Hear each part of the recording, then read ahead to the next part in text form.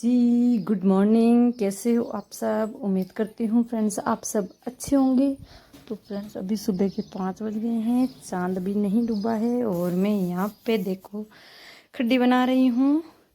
बच्चे अभी सो रहे हैं, उठे नहीं हैं, बस मैं ही उठी हूँ। खड्डी चढ़ा दी है मैंने बनाने के लिए, क्योंकि आज ना नरेगा का लास्ट दिन है।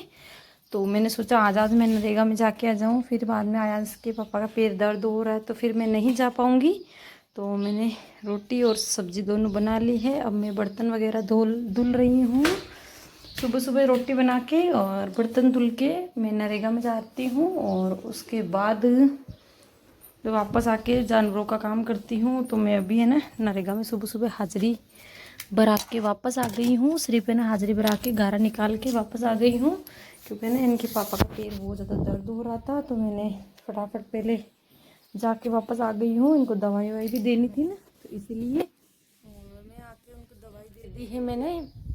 अब मैं भैंस को पानी पिला रही हूँ, क्योंकि ना सुबह सुबह ही धूप बहुत तेज़ आने लग जाती है ना, तो मैं इनको पानी पिलाती हूँ। पहले ही भैंस को, सबसे पहले भैंस को पानी पिलाती हूँ, फिर दूसरा काम करती हूँ।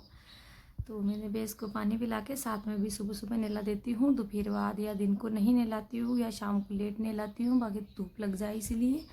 तो यहाँ थोड़ी थोड़ी छाँव आ रही है, तो इनको मैं चारा डाल देती हूँ। रचका चारा डाल के फिर यहीं खूंटे से बांध दूँगी। बकरियाँ यहीं बंधी हुई हैं, तो इनको भी डाल देती हूँ चारा, गाय को, सबको। इनको काम कंप्लीट करके फिर बाद में दूसरा अंदर का जो काम है वो करूँगी, और फिर वापस मैं नरेगा में जाऊँगी। वापस मैं इसलिए जाती हूँ, सुबह बस हमारी जो हाजिरी भरनी आती है और जो थोड़ी बहुत गारा निकालते हैं ना वो निकालते हैं, और उसके बाद में हम वापस घर आ जाते हैं लंच के लिए 1 घंटे के लिए। तो मैंने थोड़े से कपड़े थे मेरे बच्चों के, और मेरी थी एक ड्रेस, तो वो मैंने धुल ली है। यहाँ सुखा रही हूँ। फटाफट फटाफट सारा काम कर लेती हूँ, क्योंकि मुझे वापस भी नरेगा में जाना है। बेचारा को पेट की भूख के लिए क्या क्या करना पड़ता है। बस दोपहर के अंदर 3-4 चक्लेट तो हमारे नरेगा के हो जाते हैं। दूर भी है लेकिन फिर भी क्या करें, घर आना भी ज़रूरी है, क्योंकि सुबह ना 6:30 बजे का टाइम है। 6:30 बजे हम जाकर सारा काम भी नहीं कर सकते ना, 6:30 बजे। तो यहाँ मैंने ना बकरी के बच्चों को दूध पिला रही हूँ। मतलब ये भी 10 बज गए हैं, 10 बजे इनको दूध पिला देती हूँ। मतलब सुबह सुबह पी लेते हैं, उसके बाद में ये खेलने लग जाते हैं दोनों बच्चे। और अभी मैं 10 बजे इनको दूध पिला के जो थैली होती है ना वो बांध दूँगी, जिससे फिर शाम को ही दूध पिलाऊंगी। फिर बाद में बार बार में दूध पीते हैं तो उससे क्या दूध भी नहीं आता है बकरी के, और ना ही बच्चों का पेट भरता है, तो बच्चे भी भूखे होते हैं।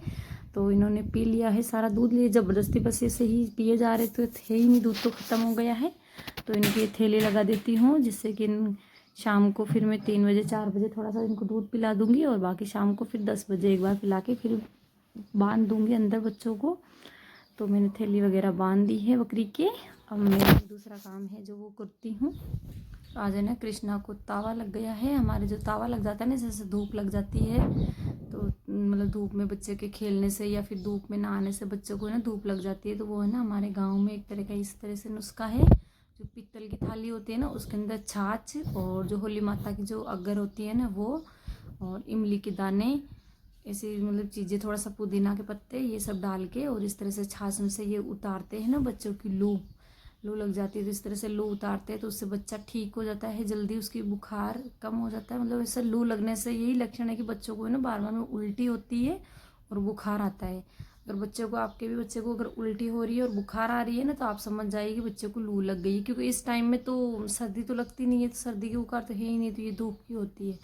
तो हम इस तरह से ना 7 बार उतारते हैं। 7 बार उतार के जो छाछ होती है वो बच्चे के नाखून को या सारी जगह मतलब थोड़ा सा टच कर देते हैं, और उसके बाद 3 टाइम उतारते हैं, मतलब सुबह, दोपहर को और शाम को। तो उससे ना बच्चा बिल्कुल ठीक हो जाता है।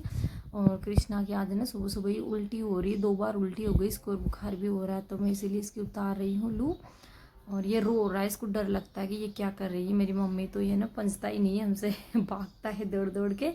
तो है ना हम सब बच्चे इसको पकड़ लेते हैं और उसके बाद इसके लिए उतारते हैं। तो मेरा है ना टाइम अभी 11 बज गई हैं, और मैं वापस नरेगा में जा रही हूँ। तो यहाँ पे देखो मैं नरेगा में बैठी हूँ, अभी छुट्टी का टाइम होने वाला है, 11:30 बज गए हैं। तो यहाँ पे जो सारी लेडीज़ है वो भी बुल, ये जो बुल का पेड़ है ना, इसकी थोड़ी सी छाँव है, यहीं बैठी है, कोई धूप में है कोई छाँव में है। अब क्या करें, पेट की खातिर सभी को कुछ करना ही पड़ता है, घर बैठे तो 2 पैसे नहीं कमा सकते हैं। तो इसीलिए हम सभी यहाँ थोड़ी सी छाँव है हल्की फुल्की, तो वहीं बैठे हैं। अब छुट्टी होने वाली है हमारी यहीं पे।